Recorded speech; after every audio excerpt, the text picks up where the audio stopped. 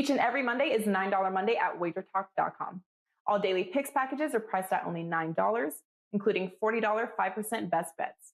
As an added bonus, all new users will receive $25 in wager bucks credited to their accounts, available for immediate use after their initial $9 Monday purchase. So make sure to take advantage of $9 Mondays at WagerTalk.com.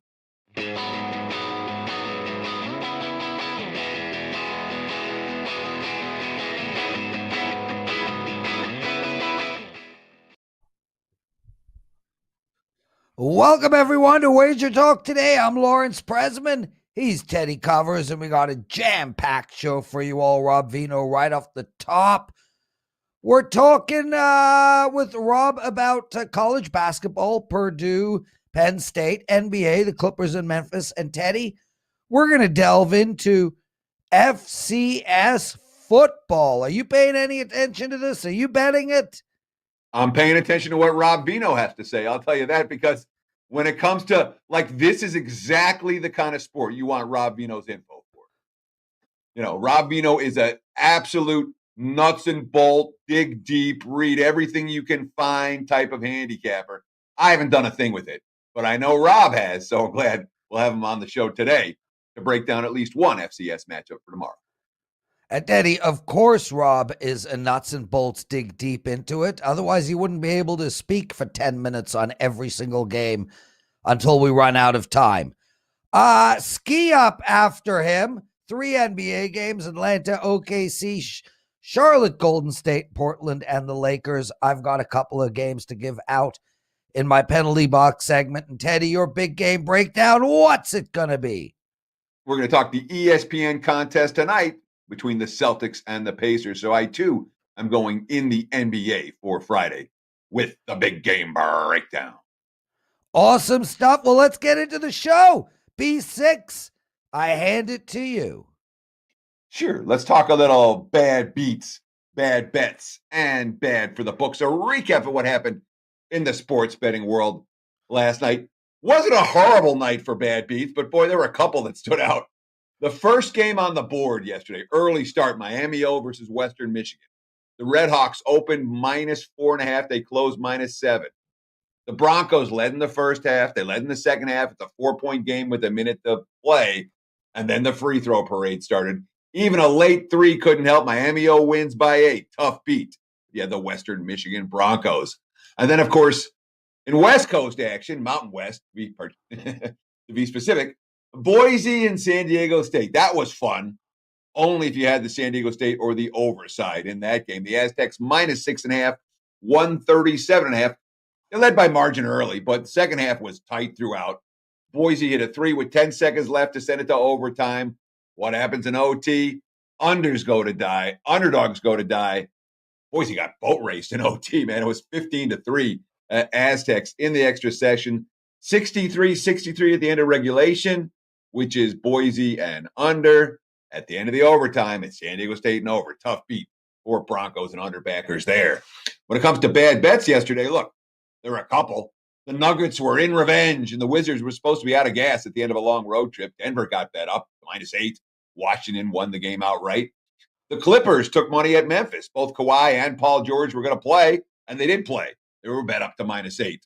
They lost by 28. Nothing but Grizzlies in that ball game. And, of course, Illinois missing their leading scorer against Nebraska. They were +16 at the open. Bet down to +13, 13.5. The Huskers hit the layup and the and one in the closing seconds to lose by exactly 16. Books got to keep all the money that came in on the Cornhuskers yesterday. When it comes for bad for books, however, books lost a bunch in college hoops last night. Michigan got bet up -3.5 to -5 against Iowa. They won the game by 22. The under 157.5 down to 154, landed 136. Books got buried on the Wolverines game. And the other state side of Michigan wasn't any good for the books either. Michigan State took the money and got the calls and the end game against Ohio State to win that game outright. That was a bad result for the house. And then the Pac-12 didn't work out too well for the books either. Oregon opened +1. They closed -3. They won by exactly 3 at Stanford. So the books didn't even get any of the buyback money in that one. A particularly bad game for sports books. And then Colorado from -2 up to -4. They blew out, suddenly slumping USC. And of course, We got to talk about the over money in New Orleans. The Pelicans now 11-0 to the over last 11, 18-2 to the over last 20. Last night, total bet up, 242.5, 129, 125 against the Bucks. Yet another Pelicans over cashes in. Not a great result for the bookmakers. There you have it, Prez. A little bad beats, bad bets, and bad for the books from Thursday night. Back to you. Teddy, I'm going to add a couple people on the under in the Washington-Pittsburgh game in hockey. 1-0 with 16 minutes to go in the third period. The game ended up 5-2. And there were some guys complaining that Dallas was a bad beat. Up 2-0 with 6 to go, lost 3-2. I don't really consider that a bad beat, but it was obviously a tough pill to swallow. And of course, I was on Florida, so it didn't feel like a bad beat to me, Teddy. Well, sure. There's this nuance between a bad beat and a tough beat. That was a tough beat. No question. There's a tough beat. It's a lot of the times. Some of the time, the stuff I talk about bad beats are really tough beats versus bad beats. The bad beat is a right side gone wrong in theory at the end, but there you have it. Guys, real quick, we are 29 subscribers away from 70,000 on our YouTube channel. And cool. Johnny texted me saying, hey, if we get those 29 subscribers, during the show, we'll have a massive promotion for you guys on Monday. So please, guys, there are 175 of you watching. Any of you haven't subscribed to our channel, take 1 minute, just subscribe to our channel. For the rest of you guys, please hit that like button. Please make some comments. It's really appreciated. But let's go, boys. 29 away from 69,000. Sorry, Teddy, from 69,000. Which 69,000 is better than 70,000. Are you 14 now? Yeah. I mean, apparently so, yes. There's an amazing routine this guy does where he's like, I first heard about a 69er when I was 14, and I was so excited about it. It's all I thought about for like 4 years. And then finally I got a chance to do it. And it was like, get off of me. I can't breathe. This is terrible. How about I go first, then you go? Who wants to do this combined thing? And then he goes on and talks about how, and the men who go on top, well, you're pigs, sweaty, revolting body laying on top of this woman. Oh, it was amazing routine. You can find it on Netflix. It's by Tom Segura. So check that out. Teddy, Joe's got sound effects going. It sounds like he might be involved in the middle of one of those. So let's bring Rob Veno in. Robert! Good morning, Prez. And anything to add? I got a great promo for you. I would just add that George Carlin probably thinks 71,000 is better than 69 or 70. No, I think it's 68 because That's correct, Joe. Thank you. Right. Joe had just explained it. Okay. Well, this conversation has gone in the wrong direction, likely Yes. because I'm part of the show. Rob. Oh, my God. Guys, I got a promo for Rob. It's buy 1 month, get one free. It's simple as that. Buy 1 month of Rob Veno for $349. Get the other month free. And look, I'm not going to get into the short-term stuff, Rob. I know you're absolutely dominating right now. Your last 5 weeks of NBA have been exceptional. I get it all. But here's the bottom line. Because if you're going to buy a month of plays from somebody, it's not about are they on a 10-2 run. It's about how good are they, period. And Rob was the number one NBA expert last year at WagerTalk.com, and he's number 2 this year. And I mean, literally a winning night away from being number 1 again. You're also rolling in college. You're doing so good all around, Rob. So congratulations on that. Guys, take advantage of this offer. $349, buy one, get one free. Rob, anything to add? And then we're going right into the hoops games. Yeah, no, it's been good, Prez. I don't want to cut into my 3-game segment, so it's been a good run. I'm happy. I'm glad. Sign up 1 month, get one free.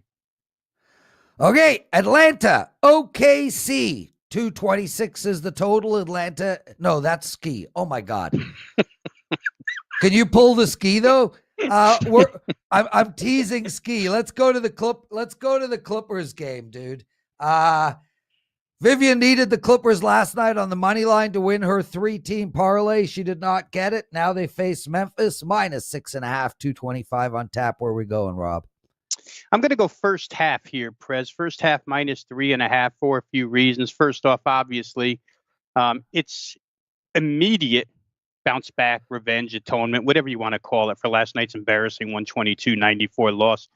Clippers shoot 40.5% from the field. It's their lowest field goal percentage in the last 15 games.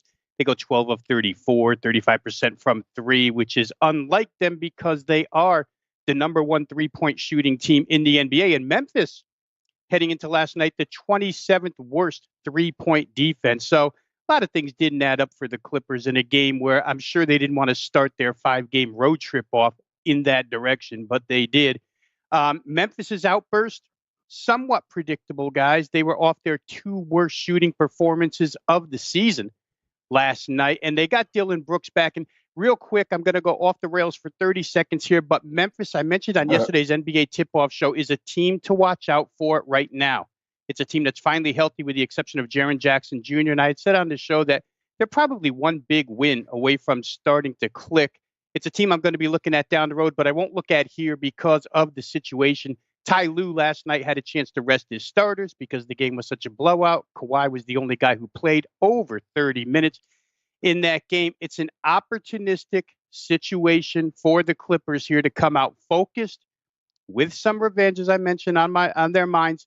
Especially, these back-to-backs aren't always played, or these 2-game sets aren't always played in back-to-back fashion. It's fresh in the Clippers' mind. In a similar spot, wasn't quite the same against Utah, but it was one of those 2-game sets. There was a day off in between. Utah embarrassed the Clippers in the first game. Clippers come back. They win the first half. They win the game, cover both. Was a big night for them. I'd expect much of the same out of them here, guys. The first half number is 3.5. If they can't come out fired up and win by 4 points in the first half here, they're certainly the more talented team overall. It's what I'm expecting. To use a phrase that's being used an awful lot now by handicappers, Skee included, when you play first half, get in, get out, take your money and run. We'll play the Clippers -3.5 first half. And I like the first half angle here a lot, Rob, because from a full game perspective, you just talked about Memphis as being a team you want your money on, not a team you want your money against. And what's most interesting to me about this line is normally what we're seeing in these short turnaround revenge spots is the markets make adjustments in favor of the team that lost the previous night. Here's a situation where the markets are making adjustments in favor of the team that won last night. Clips were 7.5, 8 yesterday, 6.5 today. What do you make of the markets starting to respect Memphis? And is Memphis a team that, you said you want to be on them in general right now? Would you, if you had to make a full game wager, would you look at the Grizzlies side here or the Clips? I'm a little nervous to look at the Clips full game just because of the youthfulness of Memphis with everybody back here, and maybe at home they make a run late in the game. But I wouldn't, again, it's not something I would run to with Memphis. I think if LA comes out fired up, they might be able to build a big enough lead to extend and go ahead and cash the full game. Teddy, I was happy to see this game open up lower today. I was expecting a repeat of the 8s. And a repeat of 4.5 first half. And instead I got, as you mentioned, 6.5 and 3.5, which made it better for me. But I think it is a little bit of respect for Memphis, which is now almost fully healthy. Like I say, one Jaren Jackson Jr. away. Ja Morant had mentioned they're still trying to figure it out a little bit. But when they do, it's the same thing as last year. I remember repeating these same quotes last year from Ja Morant. So for tonight, the situation just screams of the LA Clippers first half. I'll play it that way, lay the 3.5. Rob Veno, everybody. Rob's so good. Guys, 1 month. You buy 1 month of Rob Veno, you get the second month free. Rob, let's get into the Penn State Purdue game. -1.5, couple of twos around plus the total is 139. Where are we going here, bro? I'm going to play the Purdue side, Prez. Underdog, actually, in fact, as you just mentioned, moved from one. Actually, I think Purdue started pick, and it's moved toward the Penn State side, but it's a series that's been dominated by Purdue. Last 20, they've gone 17-3. They're 8-3 against the spread and straight up in their last 11 Big Ten games, and 5-1 against the spread on the road in their last 6 Big Ten away games. And I think that's important because Purdue, one of the youngest teams in the nation, in fact, the 4th youngest team in the nation, they start 3 freshmen. They don't have a senior in their top 9. So for them to be coming on and covering numbers on the road, I think is significant at this time. There's a couple advantages here that I like. The interior for Purdue dominated the first time, should dominate again. Travion Williams, one of the best rebounders, one of the best inside scorers in the nation, followed up by his backup 7'4" freshman Zach Edey, who's been good coming in behind him. Penn State just not real big inside. Purdue has only been out rebounded 4 times the entire season. First go round against Penn State, Purdue wins 80-72, and they shoot 6 of 32 from 3. They scored 80 points, guys, shooting just 18.8% from 3. They're not a good 3-point shooting team. Don't get me wrong. They shoot about 30% on the season, but to shoot 18, it can only go up. They've got decent shooters from the outside that have gotten hot as of late, including Jaden Ivey. The freshmen, like I say, have been magnificent for this team, especially in road games. Penn State's a team that has lost a ton of excruciating close games this year. I'd expect more of the same here. I don't think Purdue runs away and hides, but I think as an underdog, they're going real good right now. And Penn State is a team that has to rely on the perimeter. And in 5 of their last 6 games, they've shot less than 39%. I don't want a team like that, even at home, even if they're motivated to keep their head coach, Jim Ferry.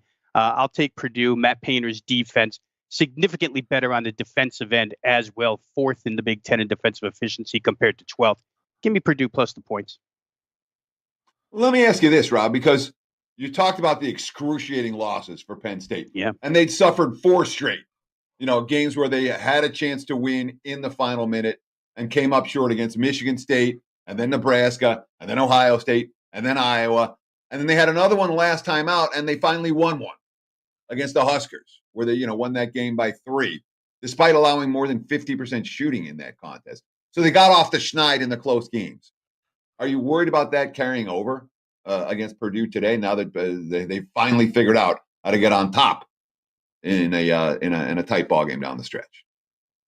Well, it's Nebraska, Teddy, which has been forced to play so many games in such a short span this season, and they've been the worst team in the Big Ten. But Penn State has come out and played focused basketball all season long. It's not like they've been, drifting off somewhere and lost close games. They're just not good enough to close out consistently.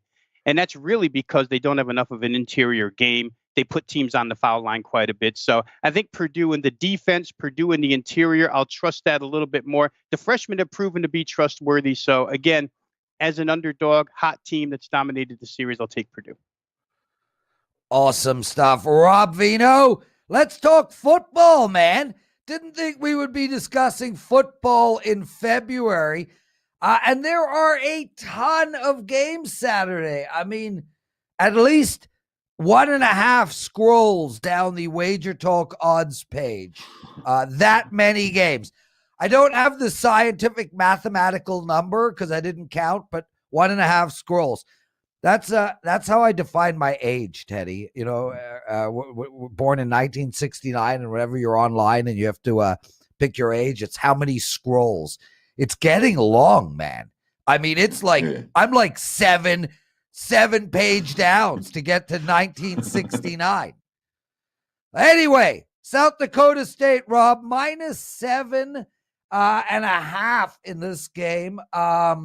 There's a 6.5 out there as well, which is strange, and a total of 47.5 points. Tell us about this game, who we should bet, and also tell us about the show you and Matt are doing. Yeah, I'll start real quick with that, Prez. Thursday night, 6 p.m. Eastern Time, 3 o'clock Pacific. Matt Josephs and I do a show covering FCS football analysis on 4 games, one of them being our best bet of the week. You'll get a lot of information that you won't get anywhere else from us on that FCS show. Matt really sharp when it comes to that, especially with those Virginia teams that he covers firsthand as an interviewer. I think today he's got the VMI head coach, where he's going to gain a little bit more information. So tune in Thursday nights, 6 p.m. East, 3 o'clock Pacific, or you can always catch the rebroadcast on YouTube. Real quick here, guys, South Dakota State, North Dakota from the Missouri Valley. I picked it because it's it is the best conference in FCS football. South Dakota State, a national championship contender. North Dakota into the conference first year in. They had been out, they're back in. Game played at the Alarus Center, AstroTurf in North Dakota. It's a dome, so you don't worry too much about weather. UND wins their first game last week at home. They scored 44 points on only 347 yards. They used a 28-0 spurt to start the second half. They scored on 4 straight drives.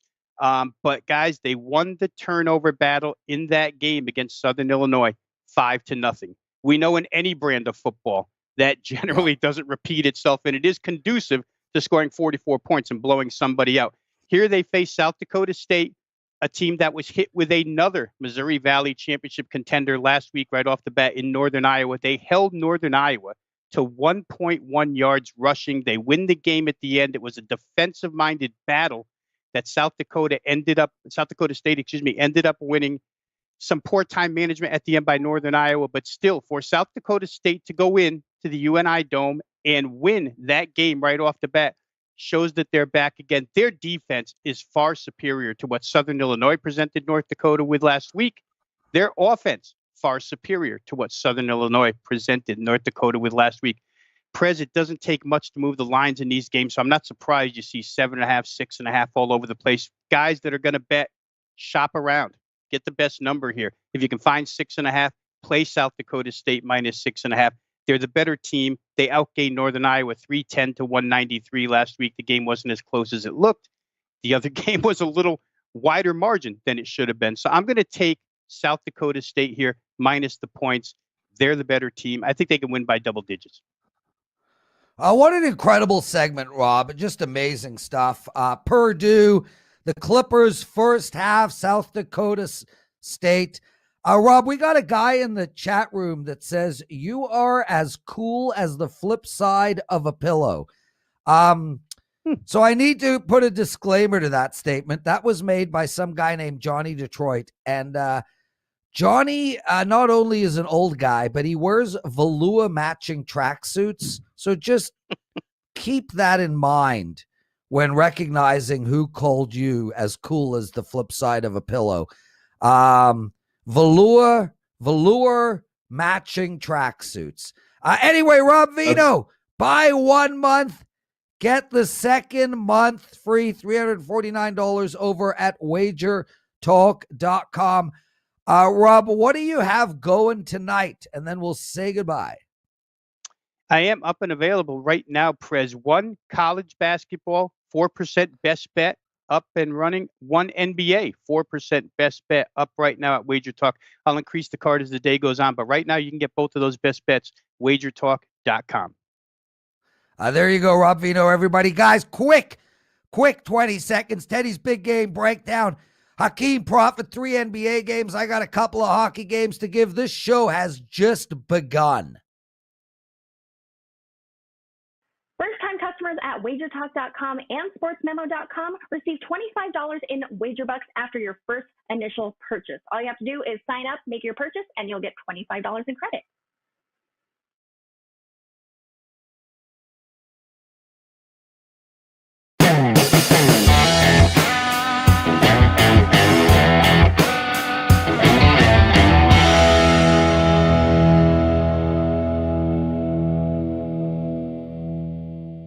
It's time for today's big game breakdown. Let's talk the Pacers and the Celtics.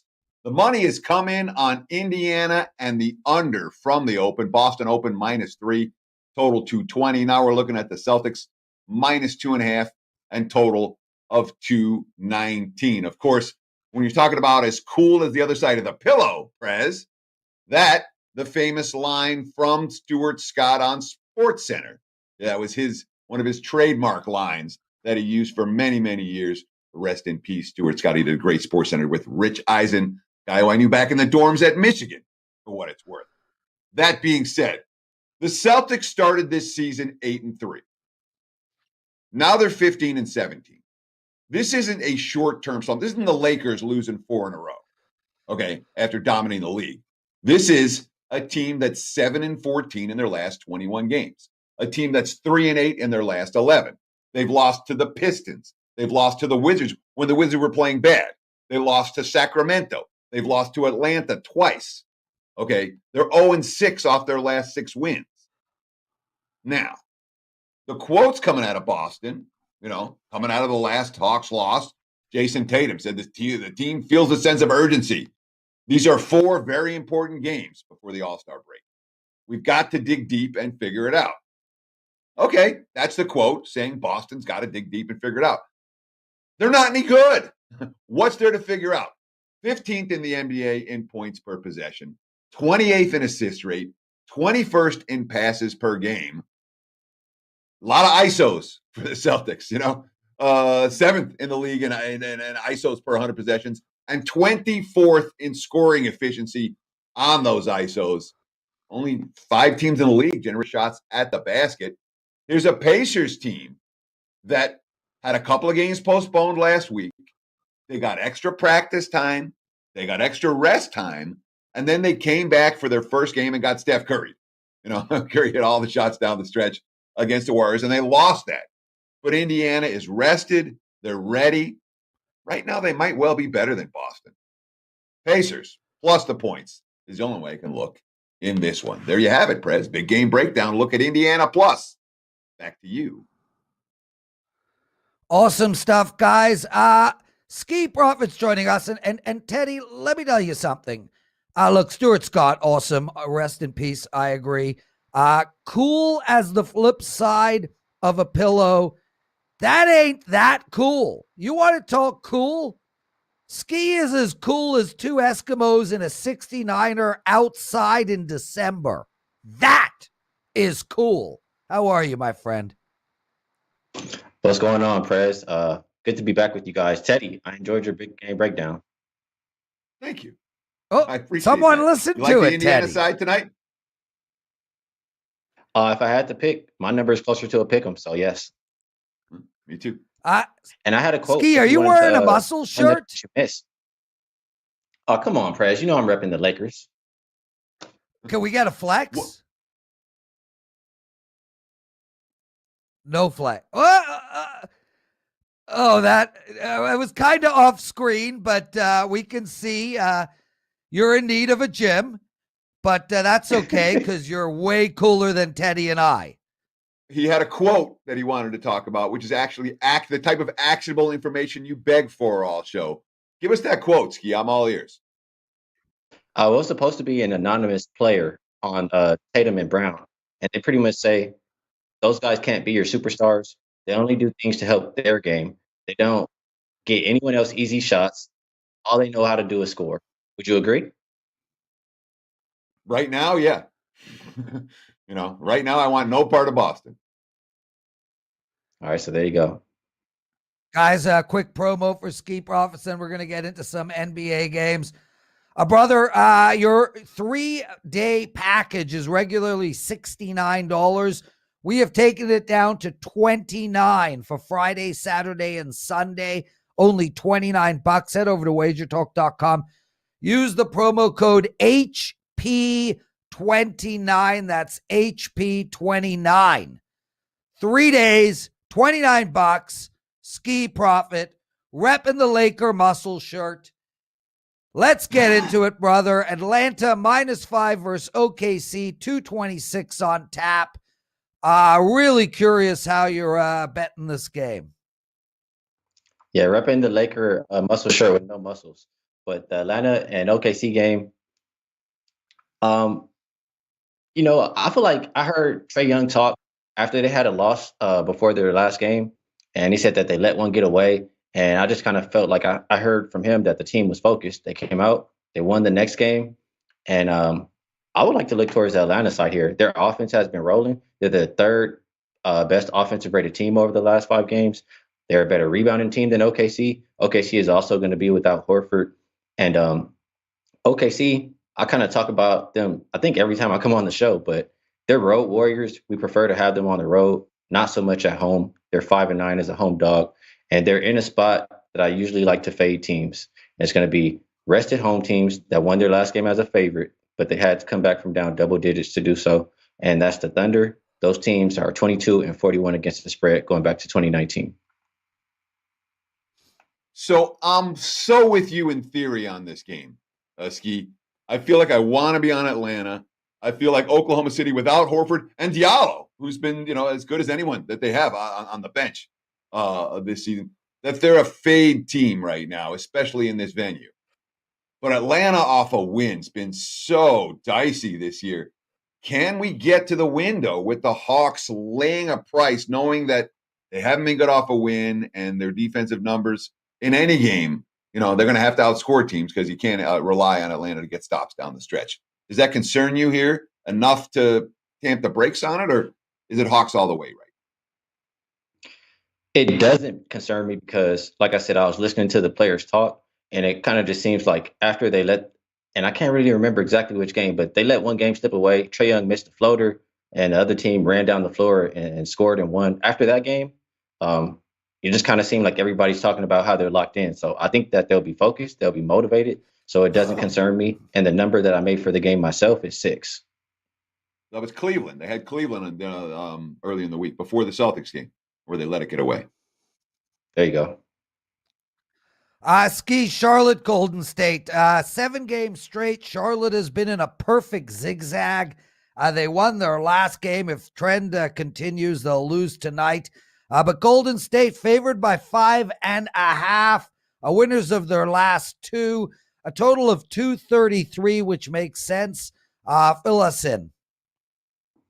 Well, I'll probably talk about side and total on this one. They both kind of are interesting to me.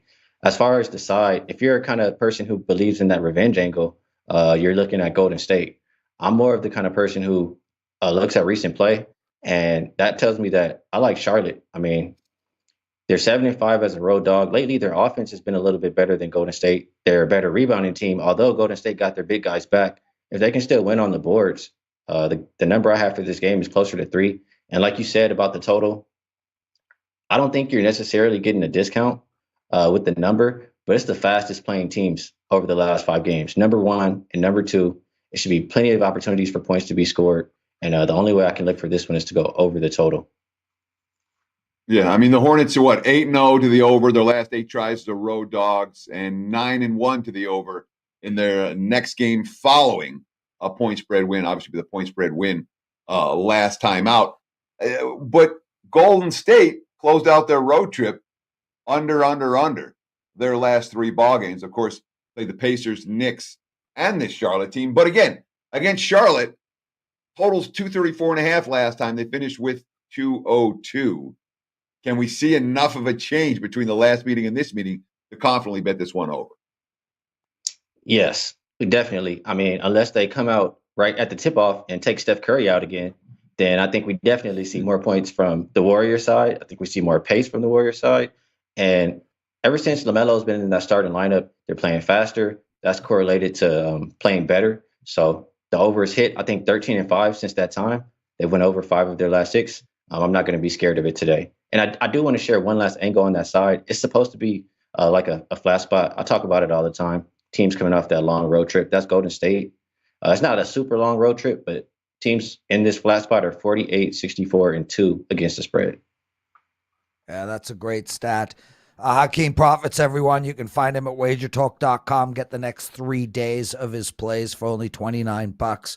Use the promo code HP29. And while Skee, Portland losers of 3 in a row, the Lakers 4 in a row, something has to give tonight. One of these teams is going to get the W, but which one is going to cover the 5? Well, the Blazers, they've been covering numbers. They're 7-2 against the spread their last 9. They've been good as a road dog in general. But maybe the magic is worn off, like you said, losing 3 in a row. And for the Lakers side, I feel like we just have seen them resting and coasting. And I'm not going to get into all of how I feel about it, but I look at how they play lately and just look at the teams. Like, yeah, they've looked bad, but maybe LeBron said, we're not probably going to win these games anyway. Maybe he's just conserving his energy. They played Brooklyn. They played Miami, who's been playing a lot more consistent, a lot better lately. They played Utah, who's been on an amazing stretch. And they played Washington, who's also been playing good and winning games. So I'm not going to fault the Lakers too much. I think at some point in the near future, it's going to be a buy low spot. It could be very well here today, getting Dennis Schroeder back in the lineup. I think he's a big boost for the LA side. And honestly, I wanted to talk about this game because I know Teddy likes to give me a hard time about my Lakers.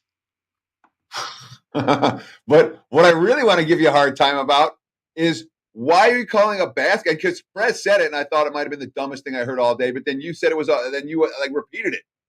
A basketball jersey is not a muscle shirt, is it? No, it's not. A basketball jersey. Went with what he said. Yeah. When Prez says something stupid, if he lets it, if no one immediately tells him how wrong he was, he'll say it again and again, over and over again, and make it a thing. So you got to let him know a muscle shirt is very different from a basketball jersey.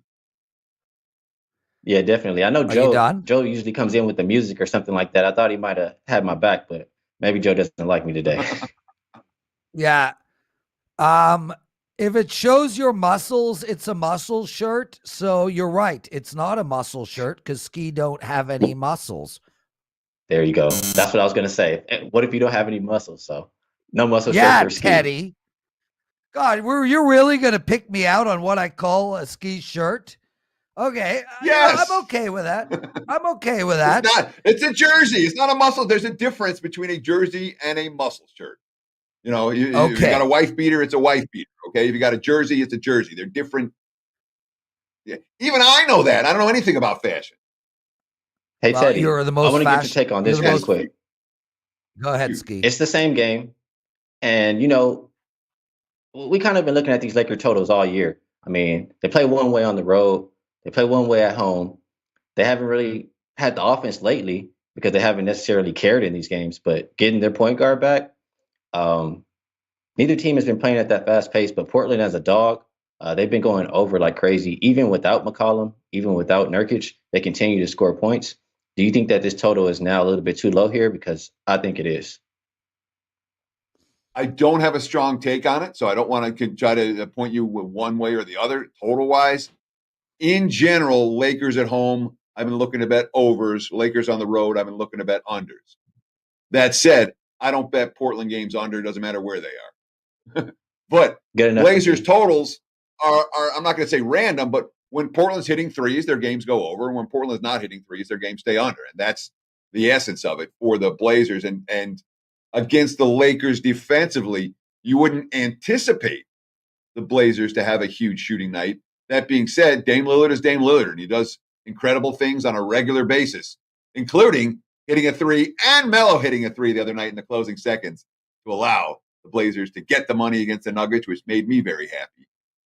But from a total standpoint, yeah, Portland's a one-way team. I'm only looking over. Lakers at home is a one-way. I'm only looking over. So I'm certainly not going to try to talk you out of it.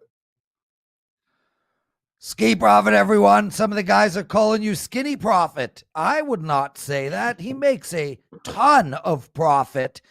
And you guys can get his next 3 days for $29, HP 29. Skee, thanks for joining us, man. And look, I know you cheer for the Lakers, so I hope you have a successful night. I have no skin in this game. So go Lakers. And be well, brother. We'll see you next Friday. Same time, same place.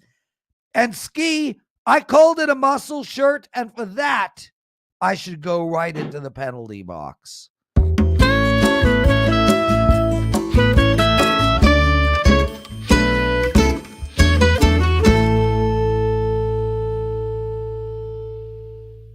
Oh, Suzanne Summers. That was the name that came to mind when listening to that song. Anyway, guys, just a quick let you know, I know a bunch of you keep up on what I'm watching on TV. I've just started Godless. I'm halfway through episode 2. I don't know if I like it yet, but Jeff Daniels, my God, can that man act? Let's get into some NHL. I'm going to give you guys 3 plays today. First one is the under in the Boston New York Rangers game. Look, bottom line, the Rangers, albeit their last 2 games went over, this team is a dead nut, stone cold under, and they're playing a Boston team. Last night, Boston went into the third period tied 2-2 with the New York Islanders, and the New York Islanders put up a 5 spot in the third period alone. None of those goals were empty netters. That is an aberration of epic proportion, a 7-2 win by the Islanders. The only way for an incredibly good team like Boston to bounce back from letting in 7 goals is to let in 0. Boston will play very tight tonight. Tuukka Rask in net, and the Rangers, as I said, are a stone cold under. So play the under in the Boston game. I'm going to give you a bet on all 3 games, guys. Minnesota, LA Kings. I'm going straight to the over in this game. LA Kings are playing to the over all year, 11-7 to the over. They're one of the highest scoring teams in the league. Well, not highest scoring, but their games combined are one of the highest in the league.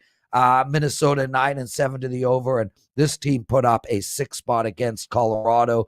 They've been playing to the over all week. The other game is the Colorado game, and I like Colorado team total over 3.5. I think we're going to get them breaking out tonight. They've really been playing bad offensively against the Knights and Minnesota, so take the over tonight. That's it for the penalty box. That's it almost for the show. Teddy, you don't give yourself enough credit, brother. I show up in a washed out t-shirt, and you, my friend, are without question the most stylish guy on our show every day. Thank my wife. But I don't look good in washed out t-shirts on air, and I still have enough of an ego, I guess, that I hate going on air looking like a clown. You seemingly have no problem with that. All that said, well said. That's going to wrap it up for the week here on Wager Talk Today. I want to thank Rob Veno and Skee Profit for joining us on the show this afternoon. I want to thank Prez for his remarkable hosting duties, but most of all, I want to thank you guys for taking time out of your day to watch us. We couldn't do the show without you. Please give us a like. Please give us a follow. Please give us a comment. And of course, have we gotten to 70,000 subscribers yet, Prez, or 69,000? Well, actually, Johnny just slacked us right now. He said by Monday, if we get to 69,000 subscribers by Monday, we're going to have a big promotion offer for all of you guys. So please help us out, guys. It's literally only 29 subscribers. There's enough of you in the chat room right now to make that happen. Guys, I'm hungry. I got to run. Teddy, you're the best. We'll see you Monday. Be well, everyone. Have an incredible weekend of betting.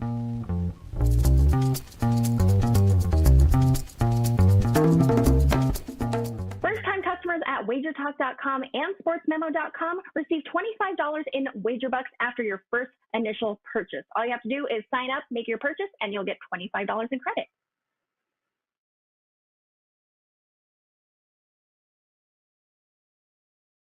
First